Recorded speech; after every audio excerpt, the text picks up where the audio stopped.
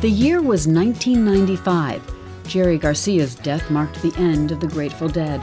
Americans were riveted to their television screens for the O.J. Simpson trial. Cal Ripken played his record-breaking 21-31 game at Oriole Park at Camden Yards. And in Baltimore, another milestone was reached for Marlene and Stewart Greenebaum. I was diagnosed in 1990 with stage 2 breast cancer, and 5 years after that, my husband said we would do something meaningful or significant to celebrate my 5th anniversary. And I thought, well, just going out to a nice restaurant would be, a treat, but instead he had made a pledge to the board that he would donate money for cancer. That gratitude for Marlene's good health would, over the following years, produce life-changing progress for thousands of patients who had never heard of Marlene or Stewart Greenebaum in 1995. Their $10 million contribution started the development of a world-class cancer center at the University of Maryland.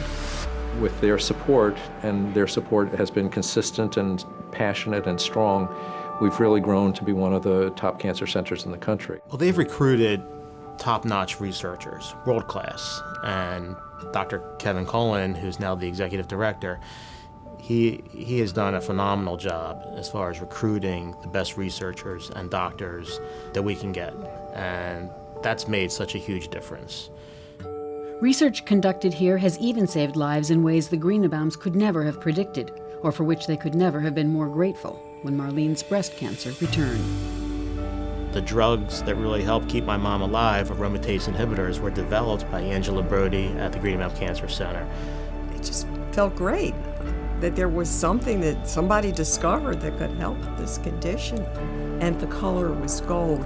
And I was thinking to myself every time I took it, this is gold. And it really worked.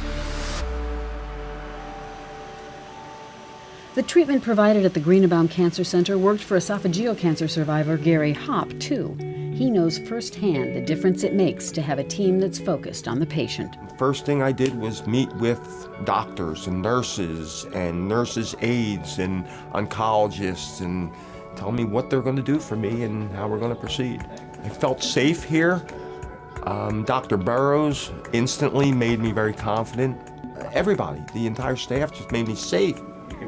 I think the real amazing attribute of the Cancer Center is the level of care and compassion that they have for patients. They put the patient first. Right there is where the main pulmonary artery comes to the right upper lobe takeoff.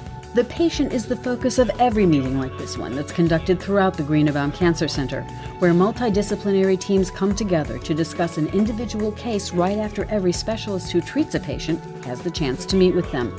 For esophageal cancer patients, it means a radiation oncologist, thoracic surgeon, medical oncologist, and gastroenterologist will all consult before recommending a patient's course of treatment. These are complicated treatment approaches that we're talking about, and the integration of technology that we use in radiation, the science that we use in developing chemotherapy agents, the technical skills of a surgeon, when you consider those combinations, it is critical that you're able to do that in a coordinated way. It takes an enormous team to treat one patient, from not only the medical disciplines, but also from the supportive care perspective. And I think that makes a big difference in getting patients through to the goal. At the end of the morning, they have a pretty good idea of what we think we can do to help them. They have all their questions answered. And of course, there's no whisper down the lane. We're in the same room. We're meeting each other in real time. I couldn't do what I do if I didn't have the whole oncology team behind me. But knowing I have the group of oncologists, both medical oncologists and radiation oncologists, and surgeons to manage those patients allows me to speak to my patients with confidence that they're going to get the best possible care that they could hope for. For patients like Bill and Linda Bayless, access to the latest medical technology at the Greenebaum Cancer Center made all the difference. Bill had suffered with reflux disease for decades and developed a precancerous condition known as Barrett's esophagus 15 years before coming here. All that time, his doctors just watching the condition until the day he was told that he would likely develop cancer if he didn't get treatment. So I was in a shock when he said that. So, because I was thinking of the big C, and then everything was a blank. When Bill started, he had 17 centimeters of one step away from cancer. That is about from like here to here. After meeting with Dr. Bruce Greenwald and considering their options, Bill Bayless underwent radiofrequency ablation, known as RFA, to treat his Barrett's. It just conducts the electric current from one end to the other. They pull that tube out, they wash it during the procedure, they do it again, and during that month or so, the tissues slough off. And sloughing means that those tissues are just sort of super duper heated, and then through the body's process of healing, it goes away, and then the new tissue has a chance to come back, and that's the hope. There was a big fear of pain, of the unknowing. After the first treatment, though, it was like a no-brainer. It's almost 100% complete. God bless Dr. Greenwald and university and everybody that's made this happen.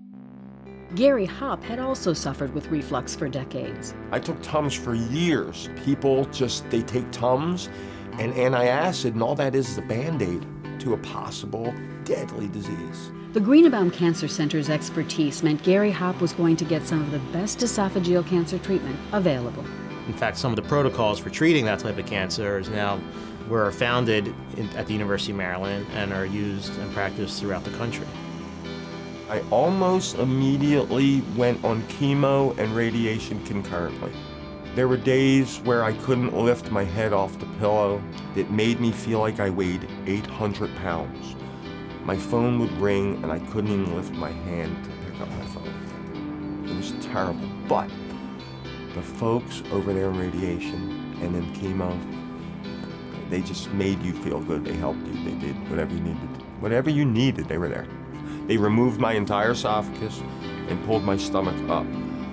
Probably the worst thing I've ever endured in my life.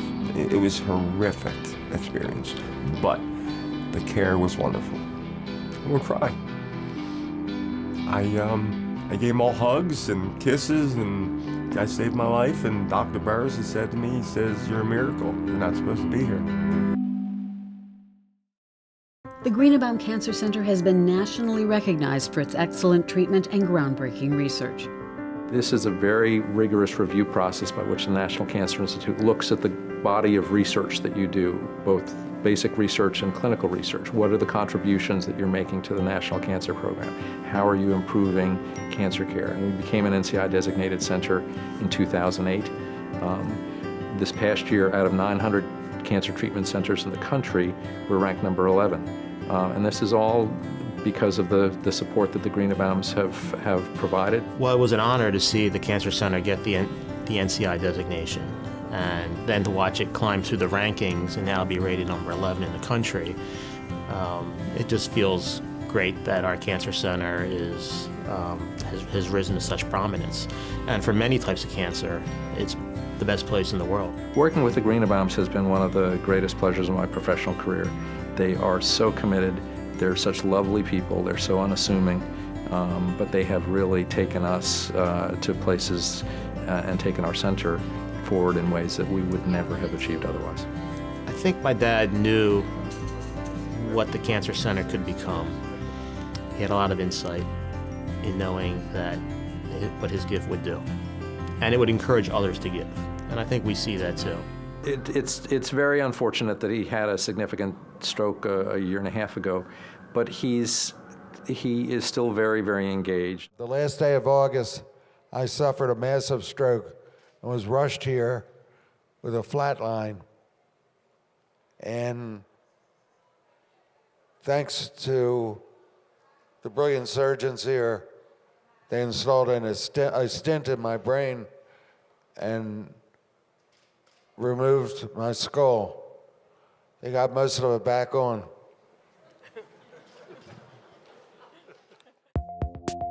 At this recent dedication, Stewart Greenebaum demonstrated the good humor with which this generous family goes about this serious work. Even now, nearly 20 years since it all began, their support for the center continues through endowed professorships and much more. Michael has raised more than $1 million for the center with the annual half marathon he began. And there's no end in sight for the road this family travels in support of the center. But Marlene's dream would mean an end to it all. Find the cure and get our name off the wall, and that would make me very happy.